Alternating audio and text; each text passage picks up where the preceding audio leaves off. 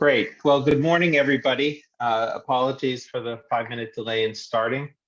My name is Jon Danilowicz. I'm a director of Right to Freedom, and I'll be acting as the moderator for today's session. I want to thank all of the attendees for making time in their day to join us, and of course, a special thanks to our distinguished panelists and my colleagues at Right to Freedom who worked to put together today's event. I'm going to start with just a couple of administrative announcements laying out some of the ground rules. For those of you who've joined, you've probably noticed that as attendees, you are not on video and you don't have permission to talk or use the chat. Those permissions are going to be reserved at this point for our panelists and the host. You are, however, encouraged to ask questions using the Q&A function on Zoom. I'm going to ask each of our panelists today to begin with introductory remarks of about 10 minutes. Then we will have a pause and we will go through a question and answer period. When you ask questions, you're welcome to remain anonymous if you choose. However, if you would like to be identified, please type your name and affiliation with your question. We won't be using the screen names for identifying individuals. We'd prefer to use real names or for participants to remain anonymous. And as noted, we won't be using the chat function during the webinar. As you may have noted, the session is being recorded. It's also being live streamed on both YouTube and Facebook Live, and we will post a video afterwards, and we will make other use of the transcript. At this point, I'd like to introduce the President of Right to Freedom, Ambassador Wiliam Milam, to make some opening welcome remarks. So Bill, over to you. Well, thanks, John, and thank you for the rest of you for contributing to this occasion, which is the first attempt of, I think, the Right to Freedom organization to use this particular kind of way of getting out the information and that we're trying to get out and use to help solve human rights problems and relate political problems really in Bangladesh. I can see that my particular computer has a particular thing which it keeps going sour on me, and you see a band at the top and you see my head sort of freeze. When that happens, I have to turn it off for just a second and I can turn it back on and I'm back to normal. I kind of wish I could get back to normal in other ways so quickly. In any case, welcome to everybody who's here, who's watching, and I hope you will enjoy what I know I'm going to enjoy, our panelists, and the rest of this morning, not until noon at least, when we're going to have, I think, hopefully a very, very definitive and good discussions among the panelists and hopefully the guests who we don't see right now. The Right to Freedom is a fairly new organization in a sense, so we created it back right, I think, at the time of the pandemic was starting, which wasn't a good timing on our part. And we really sort of went silent for a year or so. We did a couple of meetings, public meetings, not very well attended and not very interesting in the end. Well, except for the one with Shahidul Alam, which went pretty well, and he has become a good friend of the organization. But we've been branching out since then with the great help of the National Endowment of Democracy, and we started, I think, a serious season of events around the first of this year, and this is now our third or fourth or fifth one, and this is the first one we've done in this particular mode. But I'm very happy you are able to attend, and I hope you enjoy what's going to follow. And I won't take up much more time because what's coming is much more interesting than what I've got to say. So thank you. Great, thanks, Bill. And we'll hear from you again after the presenters have spoken and to wrap things up at the end. I'd now like to introduce our Executive Director, Mushfiqul Fazal Ansari, who's going to give us brief introductions of our four presenters. So Mushfiq, over to you. Thank you, John. As we delve into the crucial topic of defending human rights in Bangladesh, I am honored to introduce our esteemed panel of speakers who bring diverse perspectives and extensive experience to this important discussion. We are happy to have Meenakshi Ganguly with us today. Initially, John Shipton was one of our panel speakers, but unfortunately, he's not able to join today for an emergency. We are extremely thankful to Meenakshi Ganguly for joining us today. Meenakshi Ganguly is Deputy Director of Human Rights Watch Asia Division, overseeing this work in a number of countries in the region. She joined Human Rights Watch in 2004 and was formerly South Asia Director. Prior to joining Human Rights Watch, Ganguly served as a correspondent for Time magazine, and before that worked with the Press Trust of India. She researched and documented a broad range of human rights issues in South Asia, including failures in the criminal justice system, discrimination based on religion, caste, ethnicity, or sexual orientation, rights of refugees, violence targeting women and children, crackdown on freedom of expression and association, as well as serious rights violation during an internal armed conflict. She has published numerous articles on South Asia, including for the Washington Post, Foreign Affairs, Scroll, Mayeer Daak, Tribune, the Kathmandu Post, among others. Our next speaker, Professor Dr. Ali Riaz, is a distinguished professor of Illinois State University of Political Science and Government, a non-resident senior fellow of Atlantic Council and president of the American Institute of Bangladesh Studies. He served as visiting researcher at the Varieties of Democracy Institute of University of Gothenburg, Sweden in 2023, and public policy scholar at the Woodrow Wilson Center. He taught at universities in Bangladesh, England, and South Carolina, and worked as a broadcast journalist at the British Broadcasting Corporation, BBC, in London. Riaz has published extensively on Bangladesh and author of more than 20 books. Yasasmin Kaviratne is a regional campaign at Amnesty International South Asia, focusing on Bangladesh. She is also award-winning journalist from Sri Lanka and has nearly 20 years of experience in media and activism in the region. Our next speaker, Sanjida Islam, was in the corporate world, living a perfect work-life balance. Her world was shattered when her brother was picked up by the plainclothes officers of state agencies. Since then, she has been looking for her brother with evil. As her closest family members become the victim of enforced disappearance because of political activism, she started organizing the families whose near ones have been picked up by same manner as Sanjida's brothers, and they have been waiting for their loved ones to return. They have been looking for two things: either the return their loved ones, or the state shows their graveyards where their loved ones. Or the state shows the graveyards where their loved ones' last remains are put. The trauma of this horrendous experience brought Sanjida to activism. She is the lead organizer of Mayeer Daak, the platform which have been fighting for families of the enforced disappearance. She is also executive member of the Aino Shalish Kendra ASK, which is a leading human rights organization in Bangladesh. She also worked with the UN Working Group of Enforced Disappearance for her daily activism. Sanjida keeps constant contacts with the human rights bodies, including Human Rights Watch, Amnesty International, Robert Kennedy Human Rights, to name a few. Sanjida is an iconic example of standing for human rights against the face of brutal authoritarian regime. She's speaking our panel discussion from Bangladesh.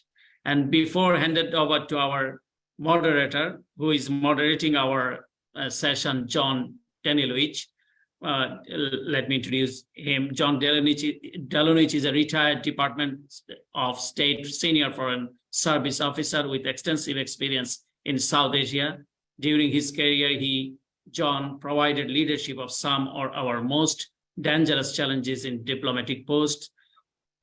His career highlights include service of a deputy chief of mission at the US embassies in Dhaka, Bangladesh, South Sudan, as a principal officer at the US Consulate General in Peshawar, Pakistan. And Jon Danilowicz is our board of directors of the Right to Freedom. Also is an editor at large, newly publishing a foreign policy magazine from Washington. Jon, thank you, and over to you.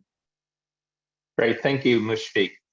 Just a reminder to all of our attendees. First, again, thank you for your presence. I see a growing number of attendees, which is great. We will be collecting your questions throughout the program. We'll ask questions to our panelists after the final panelist has spoken, but go ahead and submit your questions and answers using the Q&A function at any time. So with that, I will turn it over to Meenakshi Ganguly from Human Rights Watch. Over to you. Thank you so much, and thank you so much for having Human Rights Watch join your panel. Before I start, I thought it would be good to pull back a bit and talk about what human rights means. And, you know, human rights, we split it into two. We talk about political rights, and we also speak about economic and social rights. Now, in Bangladesh, there are a number of issues we work on, which is labor rights, climate, migration, issues that are of serious concern in Bangladesh and should be drawing a lot of focus.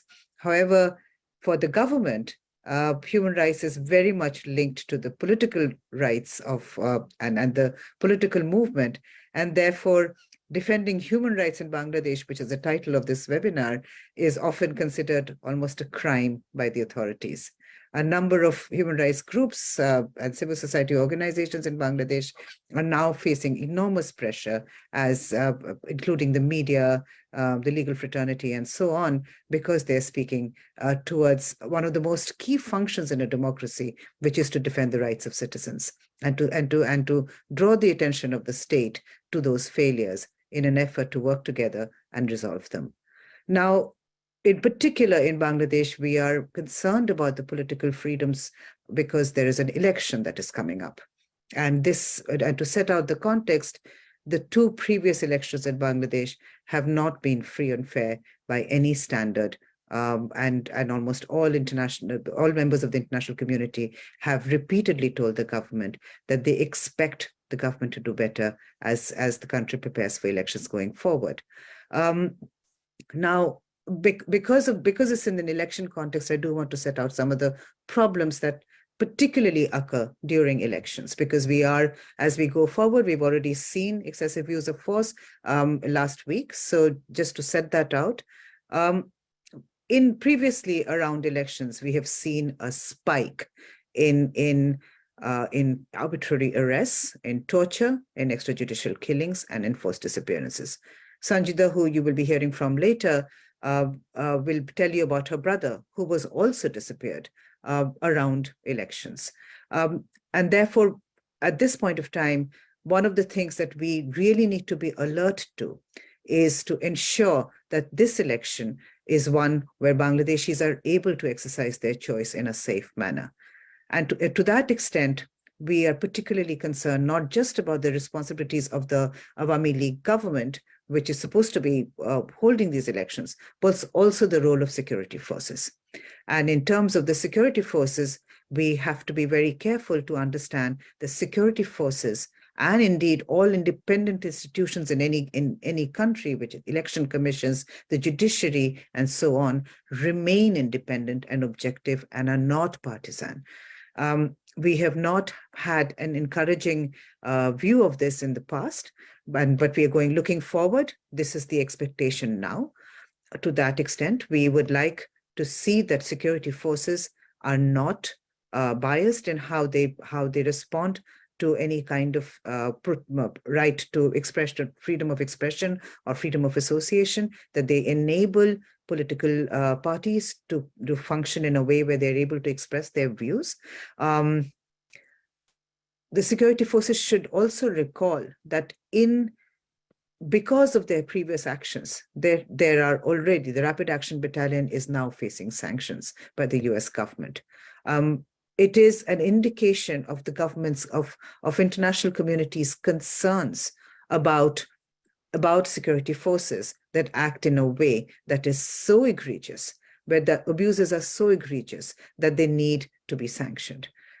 We have long called for the Rapid Action Battalion to be disbanded altogether. It was created in a situation where Bangladesh needed this kind of elite counterterrorism unit. It has been around for decades, and there should, of course, be a civilian law enforcement agency, but it should be a rights-respecting one. And unfortunately, what we have also seen is that the Bangladesh police has not been particularly rights-respecting. We're already hearing accounts of torture in custody, of beatings, of being biased in how they respond to actions of ruling party supporters, as opposed to those of those that belong to the opposition.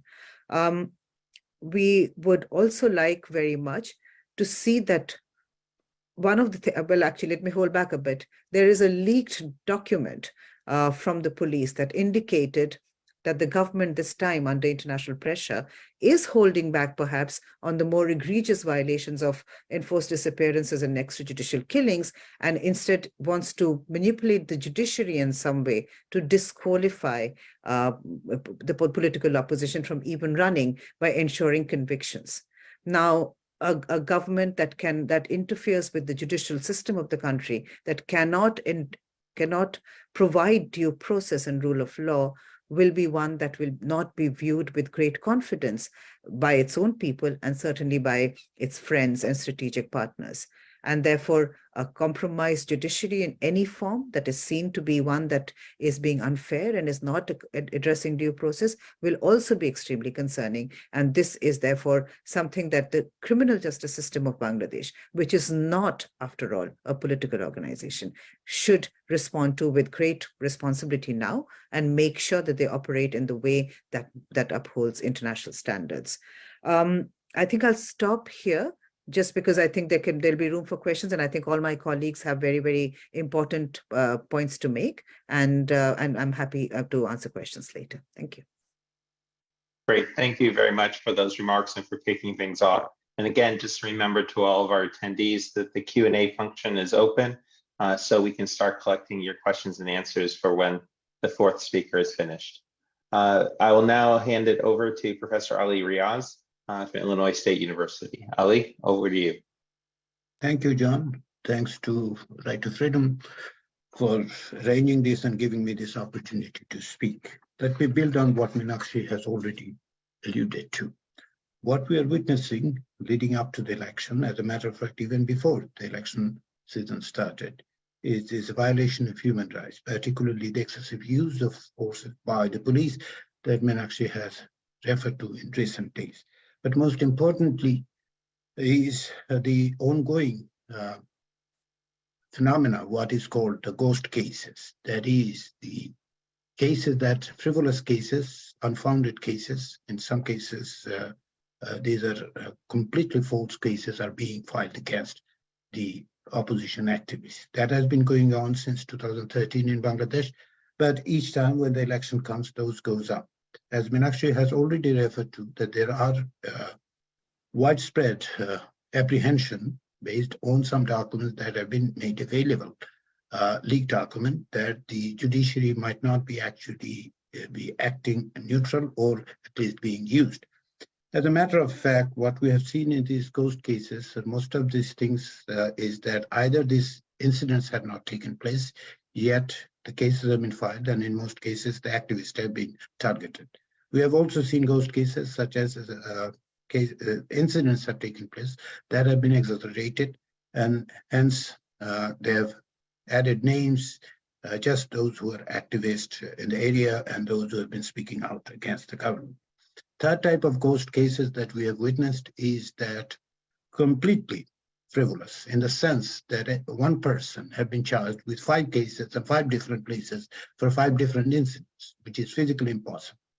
So these cases are being filed to basically make sure the activists, particularly the opposition organizers, cannot act on the ground.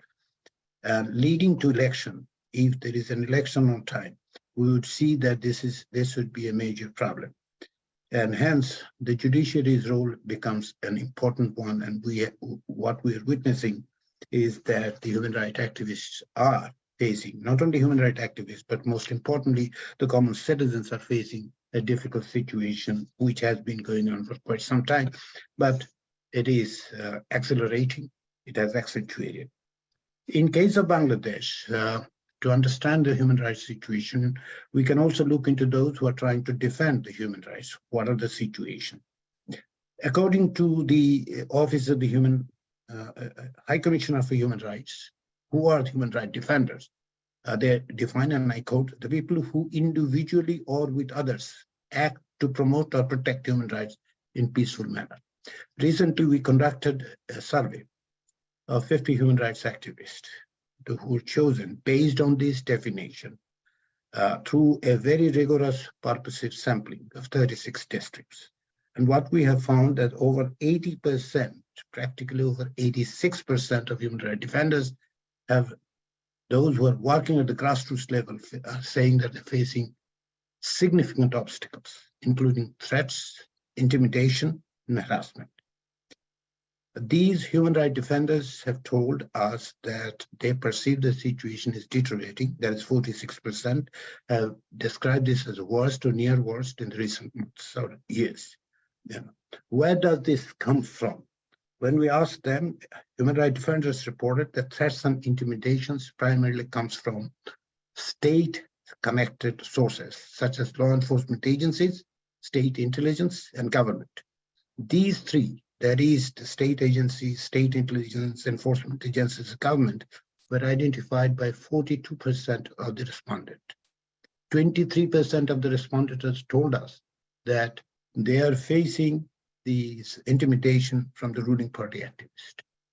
These are really concerning, deeply concerning. Family members have been targeted. At least 10% of the human rights defenders have told us that their family have been harassed or intimidated or face threats, And these are causing enormous problem for the human rights defenders. One of the things that threats and harassment significantly impaired their lives, 28% of them have told us that they have scaled down their work. 10%, more than 10% actually said that they relocated from their areas. These are the data. These are the ones that is gathered through a very rigorous survey. This is what the human rights defenders are facing as we speak. In case of Bangladesh, what are the instruments for human rights enforcement? Meenakshi has mentioned about the political rights and others. Let us look at the political rights. According to the Constitution, according to the existing laws, there are actually two instruments for human rights enforcement in Bangladesh. One is the judicial one, and the second is the institutional one. Let me start with the second one. The institutional one is the National Human Rights Commission. In addition to, of course, those are the ones, the human rights organizations that we know of, who are facing enormous problems, not only recently for a long time, as it happens with other countries too. Human rights organizations face the obstacles, a lot of problems. Lately, it has been an issue because of the 2016 law, which creates serious hindrances as to whether the human rights organization, as a matter of fact, all NGOs can receive foreign funds.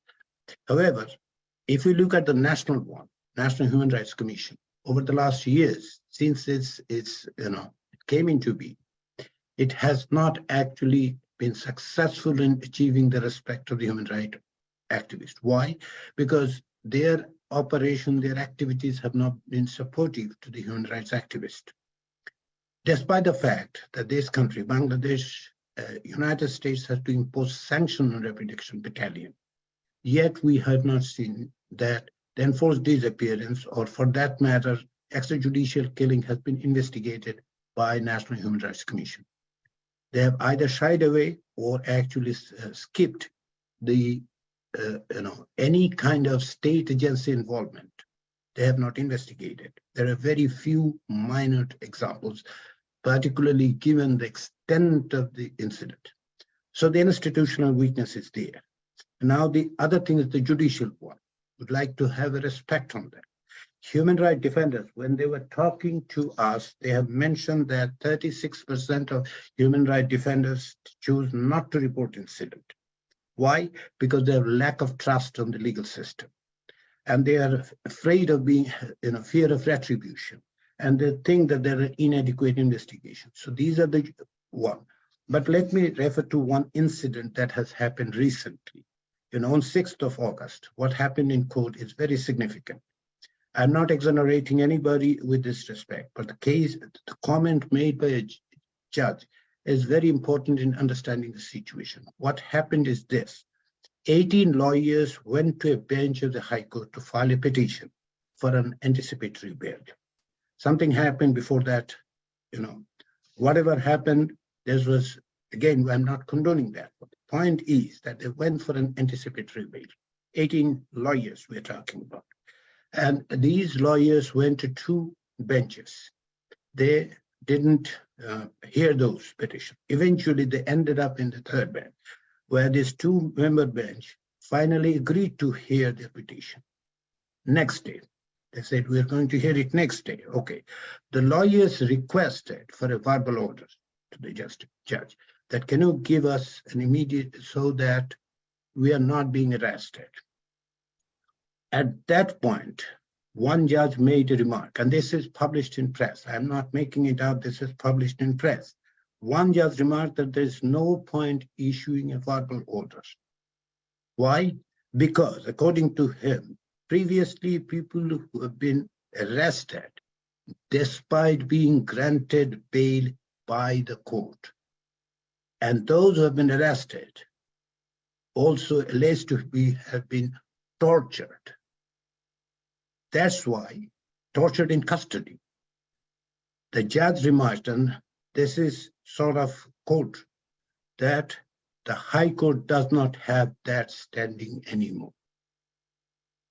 So this is the judicial situation that we are witnessing with respect to protecting the fundamental rights.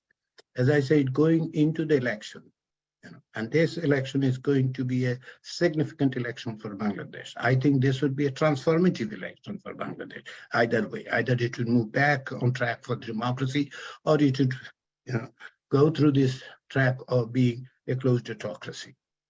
But that is what we are witnessing with respect to the human rights situation.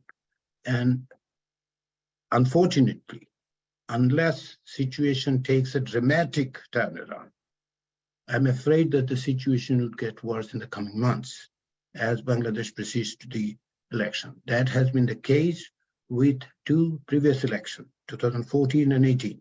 And we know what these 2014 and 18 elections are. I don't have to go into the details. If I quote Economist, it was transparently fraudulent. If I quote New York Times, it was farcical. Everyone understands that. So with election coming, with the situation that we are witnessing on the ground, I'm afraid that things might get worse in the coming days with respect to the human rights situation in Bangladesh. And I will stop there. Thank you for this opportunity to speak to you. Great, thanks, Ali, and thanks for introducing some of the work from your survey. That should generate some questions from our attendees as well. I know we have some survey junkies in the audience as well. So with that, I will now turn it over to Yasasmin Kaviratne from Amnesty International, and apologies for my mispronunciation of your name. And please, Yasasmin, over to you. Thank you so much, and thank you for having Amnesty part of the panel. I was actually asked to focus a bit more about the ongoing challenges in defending human rights, so I thought I'll touch upon a few issues that we're working on, especially in the current climate of disregard towards human rights. One main challenge we see is impunity.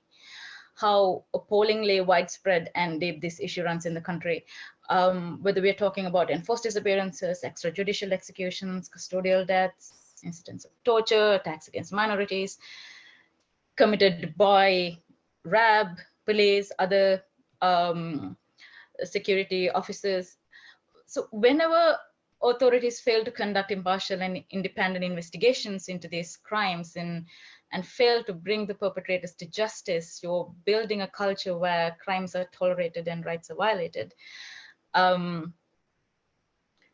I also want to touch upon state interference in judiciary that Ali just explained in detail, as well as institutions such as the National Human Rights Commission. So last we checked, though NHRC is intended to act as a key statutory body to, a quote here, protect, promote, and ensure human rights in Bangladesh, it has been criticized for lacking independence from the ruling party. We mentioned this in the UPR statement earlier that Amnesty issued as well, that the last published report on human rights violations and statistics by the NHRC was, I think, in 2018. And in March 2021, they submitted a proposal to the Ministry of Law seeking expansion of its powers to investigate complaints made against the police, because that is what majority of the complaints they've received. But as far as I know to date, this proposal remains under consideration as well. So I'm just jumping from issue to issue because there is no investigations, there is no, the lack of impunity is, sorry, the impunity is very tangible in all of these issues. There are constitutional violations, such as the constitutional guarantee to freedom of expression. Digital Security Act is not the only tool that has been used to curtail freedom of expression, but I want to speak of it considering the recent update. There are so many people arrested under the Digital Security Act simply for exercising their right to freedom of expression. For example, Shahnawaz Chowdhury should not have to face a trial to defend a Facebook post he wrote on the negative environmental impacts of a coal power plant. Khadijatul Kurba, Haritosh Sarkar, and other minors should not have to go through incarcerations and solitary confinements and tried as adults in court. Our calls on the DSA have been clear from the beginning. Repeal the DSA and release those who have been arrested solely for exercising their freedom of expression and drop all charges against them. We stand by that call. The problem is we don't know what the new Cybersecurity Act entails. So it's important that the government allows open discussion and get consultations from NGOs and experts before voting it in as an act. Because there is bad precedence. We know how the ICT Act was repealed and the DSA emerged. So it's really important that the new act should comply with international human rights law. Another constitutional guarantee I want to talk about is the right to peaceful assembly, which includes right to protest. There have been serious human rights violations. The first half of December 2022, I'm sure all of you know, the police conducted mass arrests and arrested close to 24,000 individuals all over the country, and including several hundred opposition party leaders, activists. We've been saying this repeatedly, it shouldn't be a crime to hold opposing political views.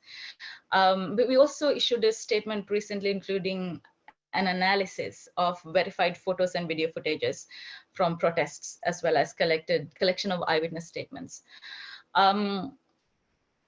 There we actually talk about, we're not talking about excessive use of force anymore. We're talking about unlawful use of force, because you see, state is the duty bearer.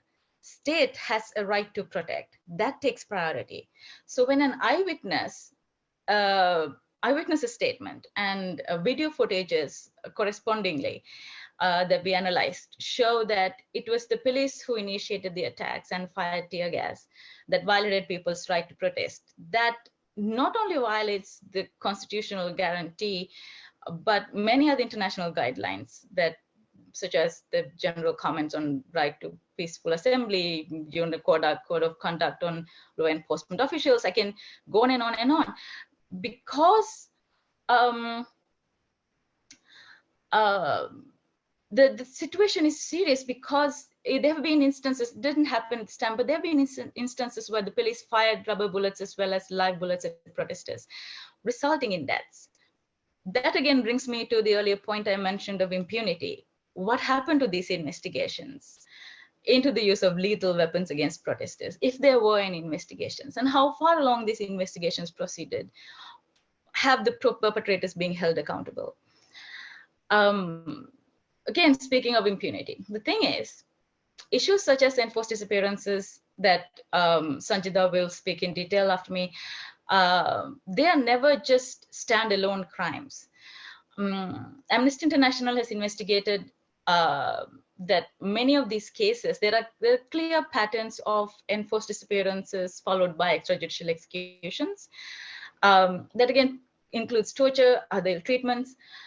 So the number of ED has dropped in the last few years, but the issue is still there in the country. That has led to shrinking space for civil society as organizations as Odhikar, who've been working on enforced disappearances, are being targeted.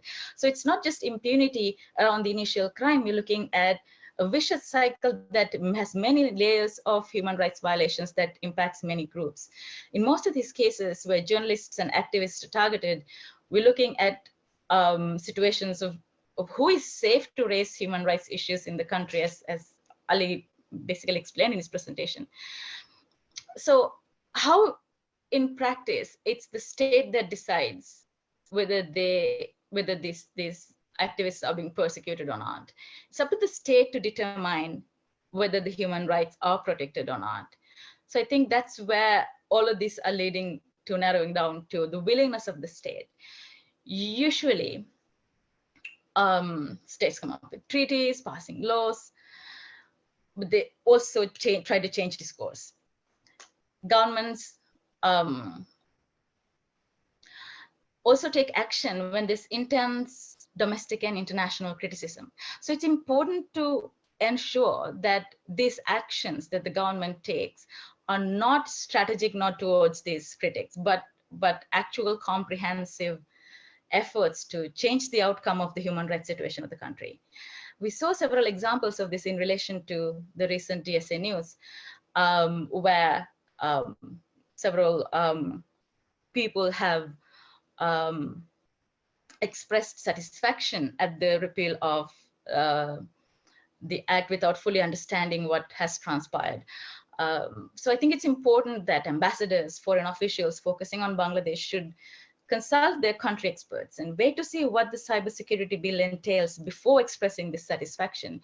The international community has a responsibility to analyze and monitor and comment on human rights issues, not just react to these brief updates. The other broad issue is, like Meenakshi said, all of this is happening at the verge of an election. The Rohingya issue, the lack of funding. There's a huge responsibility for the international community, as well as there's a responsibility for the Bangladesh government not to violate Rohingya rights of the Rohingya refugees. But all of this happening at the verge of elections, it's very important to note that human rights are protected leading up to the election, during the election, and after the election. I'm really looking forward to how the discussion unfolds. Thank you. Great, Yasasmin, thank you very much. And welcome to those who have joined us. I guess it's a good sign in an event like this where the number of participants or the number of attendees keeps increasing.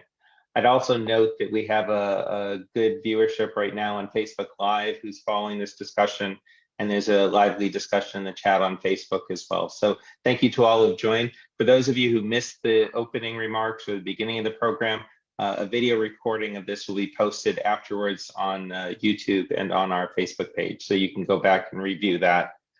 Finally, we have a number of good questions that have come in, but keep the questions coming. There'll be some new areas and then also some opportunities to expand on what our presenters have said. So to close off our opening remarks, I now invite Sanjida Islam from Mayeer Daak to provide some opening comments, and then we'll get into a question and answer period. So Sanjida, over to you. Thank you. Assalamu alaikum. Thank you, Right to Freedom, for letting me be a part of this session. I'm representing Mayeer Daak, which is an organization of families, each of whom has a relative that was picked up by the Bangladesh law enforcement authorities, sometimes over the last 14 years, and is subject to continuing enforced disappearances.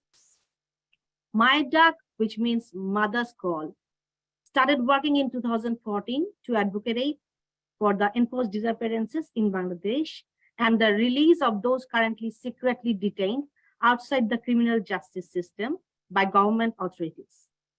My brother was abducted, Sanjida Islam. He was the General Secretary of 25 number ward here in Dhaka on 4th of December 2013, which was just before the election of 2014. Who were targeted before the election on these abductions and disappearances and killings they are mainly the grassroots level people who have mobilizing capacity and also have that ability to maintain relation door to door. So Awami League and the government targeted those people's leaders.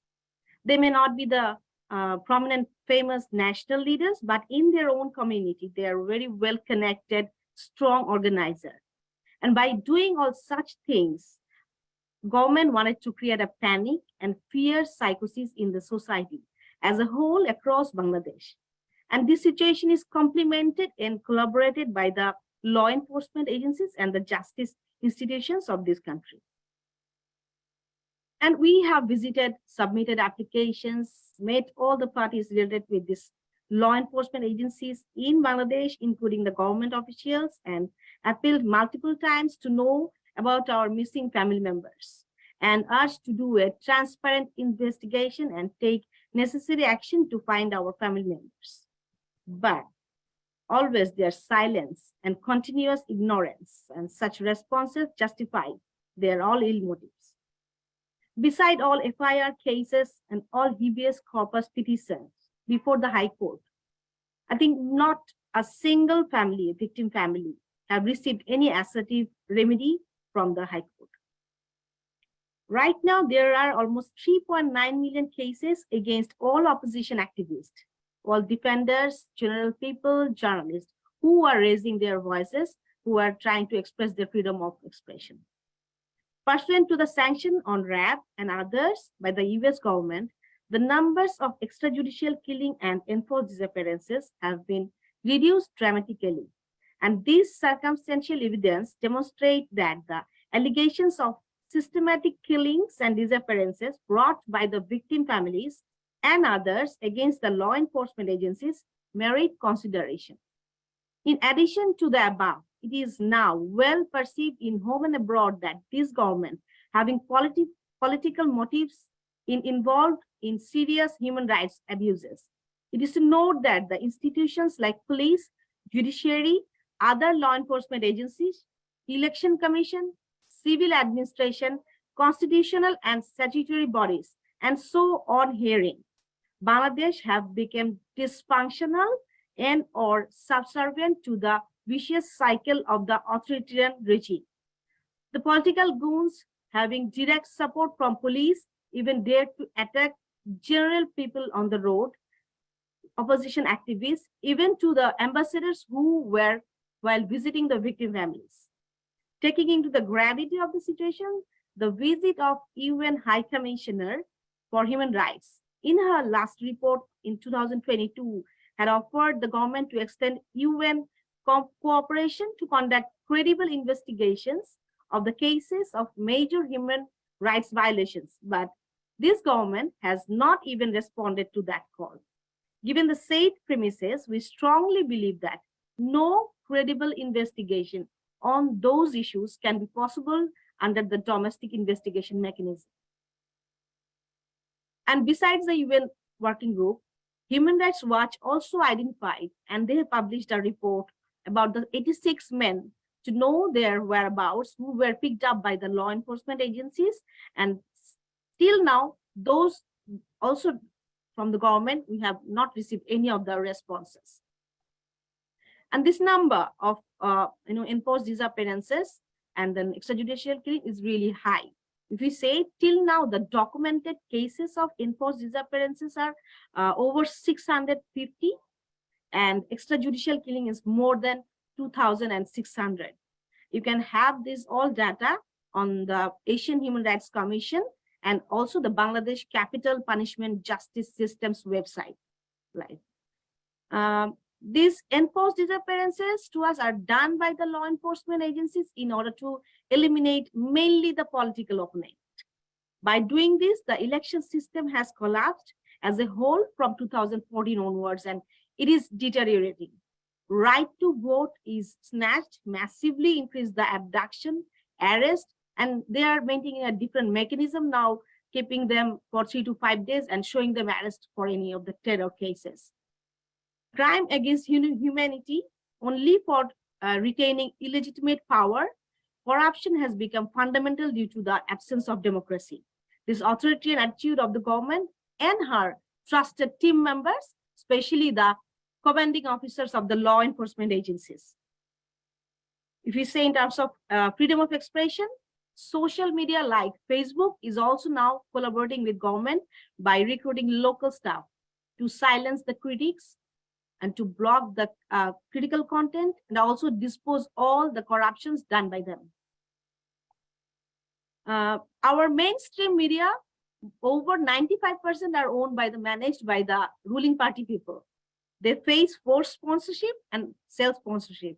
In that content, social media could have been a platform to the general people, but this is now also collaborating with the government. We have seen in several occasions, several protests in Dhaka and across Bangladesh, mobile network was also down on the whole area, so that general people, activists could not communicate with each other. And we have seen the broadcasters who were also beaten, picked up and tortured and stopped by the law enforcement agencies and all the Awami League people. And all these aforesaid situations have been monitored by the different international organizations like Human Rights Watch, Amnesty International, UN Working Group, USA, UK, EU, European Union, and then so on. As Mayeer Daak from this platform, we always requested and raised our voices to have a proper investigation, to have our brothers back, actually, to have them back and to get them back from the secret detention cells to the families. We want them alive. And beside that, now in this scenario, because we have started working from 2014 onwards, and now it is more than 10 years, we request from our side to everyone that mainly the international community should also raise their voice to make the justice delivery system effective, to pursue the restoration of democracy, rule of law, and human rights in Bangladesh. I thank you, everyone, and I'll go for the question session. Thank you. Great, thank you, Sanjida. I have to say that we've made history here today, because in over 30 years of being a diplomat and being involved in international affairs, this is the first event I've ever been to where the panelists kept to the assigned time for their opening remarks. So thank you and congratulations to our panelists. We have some really good questions that have come in from our attendees, which I'll be going through in a moment. But first I wanted to check with Ambassador Milam to see if, Bill, do you have a question for any of the panelists? Actually, I have quite a few, but I think I will pass because I think they're, for the most part, their discussions were very interesting and extremely, and I think we ought to get to the questions that will delve into each panelist discussion rather than something general I was going to ask. So we could, we'll come back at the end maybe, and if there's a room, I might ask some questions. Great, Bill, thanks. We'll have about 30 minutes for questions. So what I'll do is I will go through the questions that have been asked. There are some that are duplicative, so I'll try to merge those. But I'll also take my prerogative as a moderator and start with a question, which I'll leave to the four of you. And this is a question that those of us with Right to Freedom, and I assume the other organizations, get all the time from those who are, say, more or less critical of the regime. They'll say that there have been human rights violations committed by other governments in Bangladesh's history, military governments, democratic governments, caretaker governments. So they'll ask, why are we paying so much attention or so much focus to what's happening now and to the human rights issues under the Awami League government? So how would any of you like to respond to this question, which I'm sure you'll also get from time to time?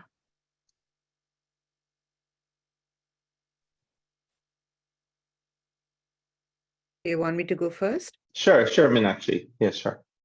Well, it is not just previous governments of Bangladesh that are accused of having had poor human rights records.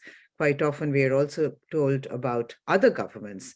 For instance, why is the US talking about human rights in Bangladesh and why they're not considering human rights situation in their own countries and so on and so forth. And it is all true.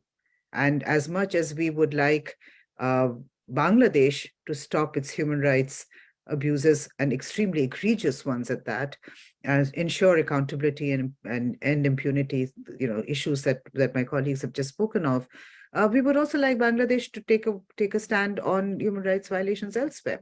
That is what the universal, human rights world order wanted to promote. It was a standard like that. So trying to point to someone else's faults is not going to solve the situation that you are responsible for right now, which is what you owe to your own people.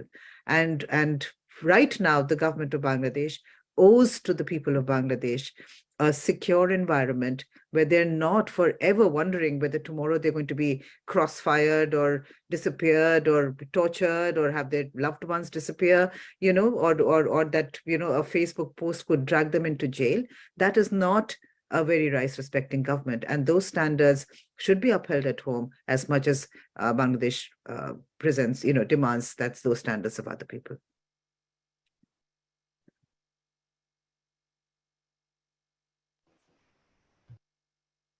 You're muted. Muted. Sorry, I was just wondering, do any of our other presenters want to comment on that, or would you prefer that we move on to the other questions? Yeah, I can comment, because that's something that we get a lot as well. But Meenakshi put it very very accurately, that there are rights violations happening right now, and why not talk about that? And this is the whataboutism that we get, right? Or what about this? What about that? What about? So it's, the thing is, what about the rights violations that are happening right now? And why we focus on the government is that right now, at this moment, it's the responsibility of the government. Whatever the political party is, whoever's governing has the responsibility to protect human rights. That is what we're doing. We're calling on the government to do their job. Simple as that. Great, thanks, Yasasmin. Jon, let me add to this and echo what Yasasmin and Meenakshi has already said. In case of Bangladesh, the history of human rights violation is not new. There is no doubt about it. Previous governments, you mentioned political governments such as one led by BNP, or for that matter, caretaker government is also has been accused of, and quite rightfully so, that they have violated. We can recall those situations where even legal impunity has been provided through the parliament. Those needs to be mentioned. Nobody is trying to, or at least I am not trying to condone those things. In equal measures, we can say that human rights violations are taking place in the United States and elsewhere. And we should speak, and I do, and others do speak, such as the Human Rights Watch and Amnesty International and another rights group do speak about it. But that should not justify, by no means it justifies the violation of human rights. Because the loved ones who are lost, either because of extrajudicial killing, is your loved ones. The person who has disappeared is your loved ones, your family. And if we specifically talk about Bangladesh, Bangladesh was established, the commitment of Bangladesh establishment in 1971 was one of the three principles was human dignity. Had it been previously trampled by other governments, they need to be held accountable as much as the current one, and we speak, and you must speak of the current one because that is the reality on the ground today. Yesterday or tomorrow are the ones that is going to be affecting you as a citizen, and as a citizen, Bangladeshis as well as global citizen, those who speak of human rights, such as Amnesty International, needs to speak out. That is how I see it. Great, thank you, Ali. Sanjida, would you like to comment on this at all? Yes, if you allow me. As a victim, and I know how I feel when I'm searching for my brother and my people like my brother who are secretly detained. We don't know what happened with them. We are standing for the justice from our side. Something happened wrong in previously that cannot be continued. No, or we should stop somewhere, and then we have to stand for the right things to do. And it is government's responsibility to ensure that we are securing those rights for the people. And they should find out where these people are, and they should clarify and respond to the people of the country. So I think we are standing for the justice and ensuring that people are living with their rights. Thank you. Great, thanks to all the panelists for giving me some talking points that I can use going forward. I learned a lot with that answers to those questions as well. A couple of our presenters talked briefly about the Rohingya refugees, and we have some questions as well to follow up on that. The first comes from Kimberly Stanton from the Tom Lantos Human Rights Commission. Kimberly writes that some people are hesitant to criticize Bangladesh's human rights record because there is appreciation for the state's decision to accept the Rohingya refugees. Recognizing that it's not the topic of this briefing, can you say anything about the situation of the Rohingya, and how would you respond to the concern to not offend Bangladesh because they are hosting the Rohingya? And on a similar same topic, but a slightly different note, Tariq Choyan asks that, or notes that high-level government officials several times have said, we are hosting 1 million Rohingya refugees. Isn't that defending human rights? Don't teach us what human rights is. What's your observation in this regard? So again, I'll open the floor if somebody wants to talk about the Rohingya issue as a human rights issue and how to balance the international community's desire to see Bangladesh respond to the needs of Rohingya refugees while at the same time looking at broader human rights issues. And actually, we asked you to go first last time, so I'll give you some time to collect your thoughts, but would one of the other presenters like to talk on those two issues? I can go first. Please, yes. So that's actually a very good point. Where do you strike the balance? Where do you commend the government? Yes, this is great. You're hosting 1 million Rohingya. That's a great thing that the government of Bangladesh is doing. But that does not counter the human rights violations that are being committed. Not just that, keeping Rohingya in the country itself is not enough. This is why I said there is a responsibility for the national government as well as for the international community for the protection of Rohingya. There has to be adequate funding. There has to be facilities supplied. There has to be support for the government to ensure that rights of the Rohingya are protected. But on the other hand, the government should stop with forced relocations to Bash and Shah. The government should actively find ways to educate the Rohingya children. There are about 500,000 children in the camps. So the responsibility lies on both, while you can also say like the government has a responsibility as well here. Where you strike the balance when reaching out to the government is something that is very interesting. I understand that some organizations seem to, some entities seem to overlook the rights violations by the government for the same reason. But where we stand, I think it's possible to acknowledge the good work and comment on where more work is needed and tell the government when human rights are being violated. Great, thank you very much. Would anyone else like to talk about the issue of Rohingya and how that impacts the overall human rights situation? Yeah, sure. Thanks. Thanks so much. I think first of all, we have to acknowledge that to be a refugee is one of the most horrible things that can happen to anyone. You leave behind all that you know and love, because everything that is familiar, because you really are risking, you're trying to save your own lives. And it's often people try and conflate a refugee situation with one of irregular migration, which also is driven by a lot of desperation, but is often more economic, while the refugee situations are almost always much more immediate in terms of risk to life and limb. To that extent, I would say that in the work that we do, and this is, I suppose, because we can take a bit of a macro view because we work on so many different countries, that no government is presenting a very good sort of example on protection of refugee rights.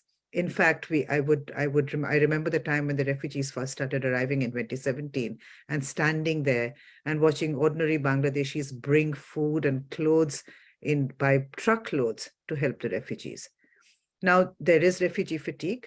We understand that, but we also understand, and this is where I think there is a problem, because while it is true that the onus of trying to hold the Myanmar junta to account for the abuses that they visited upon the Rohingya, to create safe places, safe conditions for return, lies with the international community, the Bangladesh government has altered its own narrative. From a time when the Prime Minister came and said that she was willing to accommodate the refugees, we are now finding that to be called a Rohingya is almost like an abusive term. Like Bangladeshis will say to each other, oh, stop being a Rohingya. I mean, that it is that level of humiliation and insult that is visited upon a community as desperate as the Rohingya refugees in Bangladesh. So much more needs to be done. And Bangladesh's hope that they can, force these people to return when the conditions are not safe is misplaced, because it will pretty much in these conditions of desperation just force them back or force them onto boats where they will be bouncing around in the Bay of Bengal. And what is much more needed is for Bangladesh to invest long-term to ensure that the refugees have access to education and livelihood, because then they can contribute to Bangladeshi society and not be treated as the burden that they are being treated as right now. Thank you. Yeah. Great, thanks, Meenakshi. If there's no other comments, I'll move on to the next question. And again, we've gotten a number of questions. I hope we'll get to all of them, but we'll get to as many as we can. And again, we'll try to condense some of them because a number of the questions touch on similar areas. We have a question now from a good friend, Owen Lippert from Opposition International, former National Democratic Institute chief of party in Bangladesh, a person who knows Bangladesh very well. Owen asks or notes that political accountability of the police is a difficult issue in every jurisdiction. Why is the issue of police conduct not an issue raised in the National Assembly? Could an all-party legislative committee be a political initiative if the scope covered past as well as current government performance? Ali, I don't know if you want to take this on, talk about the role of Parliament. Yeah, I would love to respond to it, particularly the question comes from Owen, who knows so well about Bangladesh and keeps up with Bangladesh situation almost on an everyday basis. And this is an opportunity to interact with him. That's right. Why the police issue is not being discussed or being, held accountable in the National Assembly. The response, the most blatant or blunt response would be because this is a one-party parliament. There's no way this parliament can actually hold anyone accountable. Does it? Did it hold anybody accountable? Did it hold those who have defaulted the bank loans accountable for that? The mismanagement of economy, for example, the absurdity that we have seen in case of the energy sector, because this is a political question. When knows, I know you know too, that this is a political, how the parliament has been constituted through the election, wherein the police became an integral part of delivering that victory, right? Can you hold them accountable? Let me give you one example, and this is, again, I tend to pick up from the media, given the situation. On July 6th, there was a meeting of the police, high-ranking official police, which was chaired by the DIG, and the senior officers were instructed to expedite the cases against opposition. There is a written minutes to it. It was published in Bangladeshi press as well as in international. And look, what is the meeting says? By any means, and I'm quoting it, literally quoting it. By any means, the government has to win the election. PNP and JI have to be, declared disqualified for the election. This is the police. Can a national parliament, which is elected through the 2018 election, or even for that matter, 2014 election, can they hold anyone accountable from the police? That is the problem. That's a political problem. And that's why I say that if an inclusive election is held, and I don't get it, why the government is so afraid of it. Because if they think that they've done an extremely well job with respect to Rohingya issue, they take credits. People give credit. There are questions, but in general, it is a very positive. Government claims that economy has done well. I tend to disagree with that, but the government claims, let it be tested by the people. So the all party, well, how many parties are we talking about in the National Assembly? We are talking, right? So that's the problem. But generally speaking, yes, it is equal in some measures. We have seen how holding police accountable in the United States has been a problem. Right? The defunding the police movement and Black Lives Matter and everywhere. We have seen the police atrocities and brutality, which I am opposed to, and I have been on the street on many occasions protesting that these are the things that needs to stop. But we cannot expect that this should happen in a parliament, which is de facto one-party parliament. And this parliament was delivered, the victory was delivered by the police, among others. Great, thanks, Ali. The next couple of questions, one is directed to Meenakshi, and then there's a very similar question from a more personal perspective for Sanjida. And it has to do with the role of human rights defenders in Bangladesh. And it's maybe not surprising that these questions came anonymously. How can people protect themselves and continue working for upholding human rights? The questioner notes it's extremely challenging to continue work under continued surveillance from the government. And then another anonymous question directly for Sanjida. Could you share some of your experiences about the price and the ordeals that your family has gone through since your brother was picked up? So maybe Meenakshi first, and then Sanjida, if you can give your perspective. So thank you both. Thank you so much. And I think Sanjida's experience is going to be much more telling. But I will only say that it's what I began with when I said defending human rights, not just in Bangladesh. Again, these are challenges that are in many parts of the world right now, that as governments become more authoritarian, there is a tendency almost to clamp down on anyone that can sort of expose some of the shortcomings or the more serious abuses that are taking place. It takes immense courage. It takes often, Yasmin spoke about the work that Amnesty did, which is to look at open source, material, you look at videos and so on, and try and determine truths. Internet has given us, for its blessings and its sins, opportunities as well, which makes many abuses hard to hide. But I will just, before I pass it to Sanjida for her experience, I will just say, on August 10th, it'll be 10 years since Adilur Rahman Khan was picked up and detained.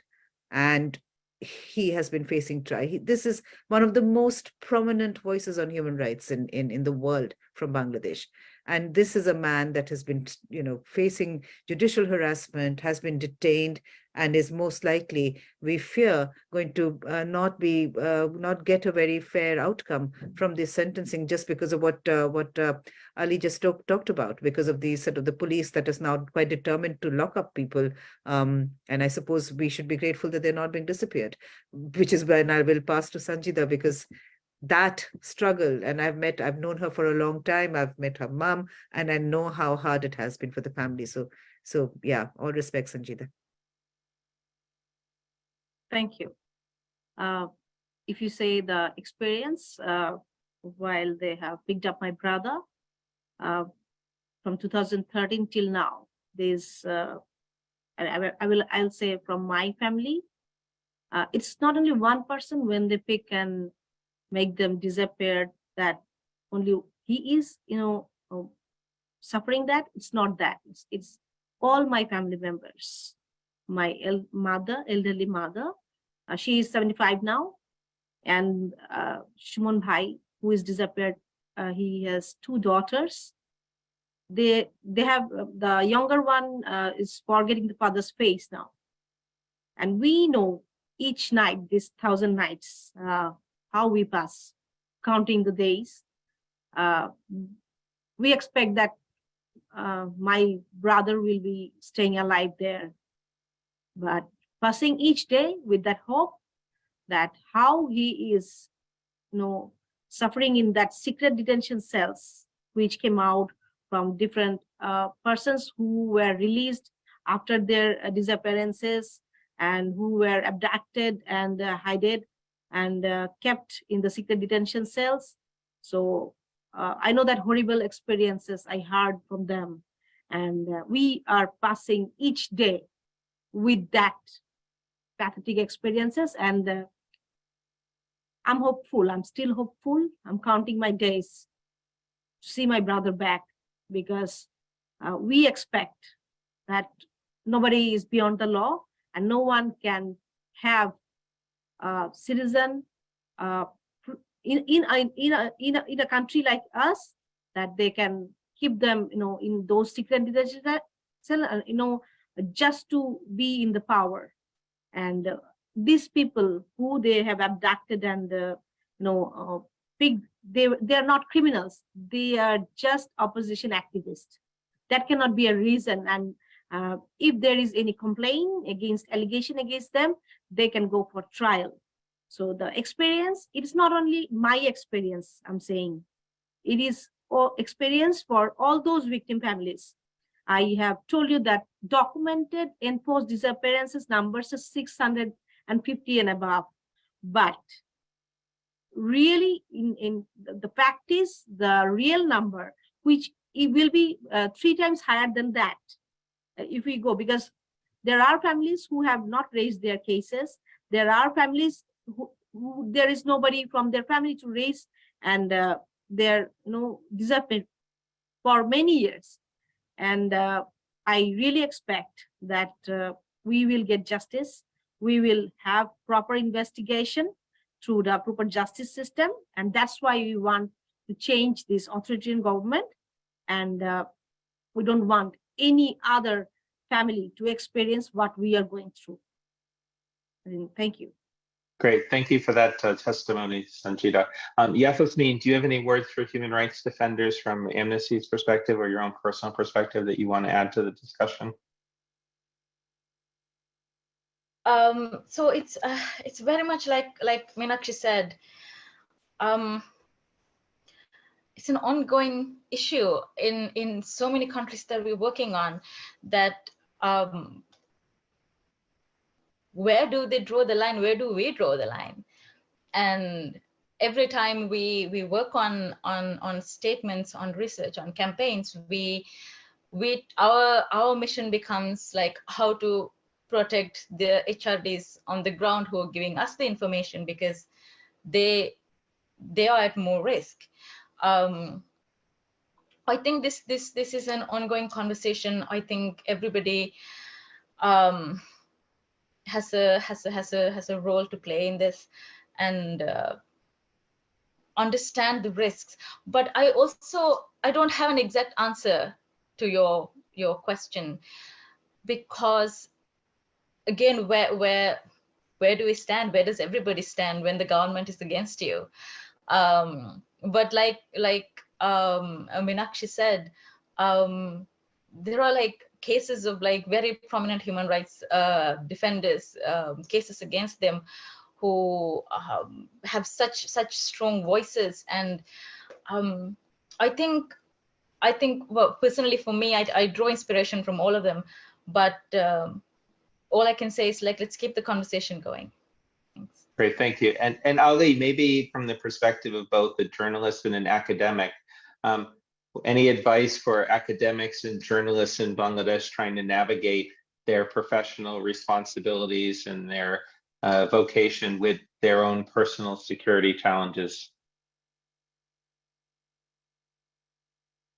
It is a challenging situation, and it happens not only currently in Bangladesh, it's not only happening in Bangladesh, but if you look at other places in Cambodia, for example, that I often refer to. The fundamental point that one has to ask, standing in front of the mirror, that, speaking truth to the power, that's the difficult choice. That's a difficult choice. How do you navigate those kind of things? Most important thing is to be driven by the fact, driven by the data, even by the understanding that what it means. If you're talking of the academics, I see their role as to provide the facts in an unfiltered way, to explain it to the people that this is what it is, without fear. I know it's tall order, because if you're living in a society like, you have to navigate, this is difficult. Yet, it is a responsibility that if you call yourself intellectual, if you call yourself as academic with conscience, you have to do it at some point. That is it not only challenging, it could be perilous, right? It could be. But that is what it is. The journalist, my request, my plea to the journalist in Bangladesh as well as elsewhere, but most importantly, in this instance to Bangladesh, that it is incumbent on them to tell the truth. It is. That's why they have become journalists. It is incumbent on them to tell the truth. Wherever you can, however you can, put it out. Stop being a partisan. Don't reproduce and circulate misinformation, disinformation, and sometimes outright lies. Remember that lies, misinformation has a very short life actually. They're going to die, in the sense that people know. Don't think people are stupid, that they will keep on understanding that this is the truth. This is real life. This is truth. That's what I don't have a magic wand. I don't have a crystal ball to suggest, and I'm not in a position to tell exactly what they, but these are my way of requesting them, my plea to them, that please try to do this as much as you can. Great, thank you, Ali, and thank you to all the panelists. I think we have time for one more question, so I will bring a number of questions together in a final question for the panelists, and then I'll hand it over to Ambassador Milam to say a few words in wrapping things up. And the question really deals with both the general and the specific. So we had a number of questions specifically about issues like elections or the Digital Security Act or follow-up on enforced disappearances. So there are a number of discrete human rights issues that need to be worked on in Bangladesh. So the question really is the role of the international community. The questioners or the attendees note that there are some governments, some members of the international community that have chosen to be more supportive of the current government, others which perhaps have been more critical. So again, in this balance of inside and outside, we've talked about the role of human rights defenders within the country, but could each of you maybe offer just a brief word on what role you think the international community both governments, multilateral organizations, and human rights groups and groups like Right to Freedom. What can we all do to help improve the situation in Bangladesh? So why don't we just maybe go in reverse order from how we started, give Sanjida the first word, then we'll go to Ali, Yasasmin, and Meenakshi. We'll wrap it up, and then we'll go to Bill. So Sanjida, what would you like to see from the international community? I think in our current scenario here in Bangladesh, the response we are seeing from the international community is quite strong in few cases, in few areas, and neutral in few areas, and maybe opposite on some areas. But I'd like to point on that like who is strongly raising what is right to the people, what is happening and what is expected to have the change to the country, and which will be actually good for the general people, and which will show the results, what is expected as a country who is preserving the rights of the general people, who will be ensuring people are not beaten and tortured and having those cases, and people are not getting disappeared for just doing the opposition activity.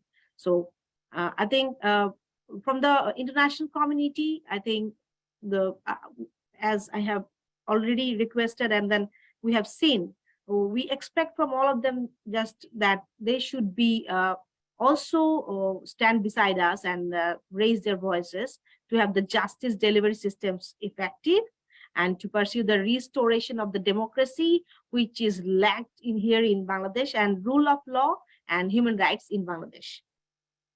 Great, thank you, Sanjida.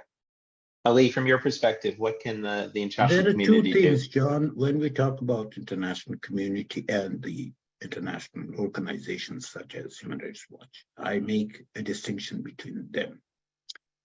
Insofar as the international community, i.e. the governments are concerned, my question to them, whatever we are discussing today didn't appear overnight.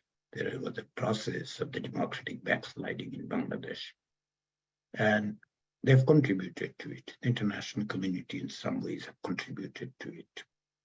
They have been either providing corrosive capital or being supportive, or at least remain silent when all things happen. So it is now their responsibility to step up, act, and take responsibility for their failings that they have done. That includes, what considerations left them to remain engaged. Engagement is necessary, but does not mean they need to be condoning this kind of thing in some instances. I see the governments have done it. They need to step up and catch up in their responsibility. That is what I expect them to do. Insofar as the international organizations are concerned, thanks to Amnesty International, thanks to Human Rights Watch, thanks to Asian Human Rights Commission, and also others have stepped up and continued over the years in documenting and the situation. I expect them to continue that and use their leverage, whatever they have, with the respective government and international bodies, including the United Nations, to insist on, first of all, providing the information, the situation on the ground, and recommending what actions that can be taken to mitigate the situation. This is a responsibility they have been shouldering, thanks to them. But in a sense, the time is running out, and in the coming months, they need to do it far more strongly than they have done it.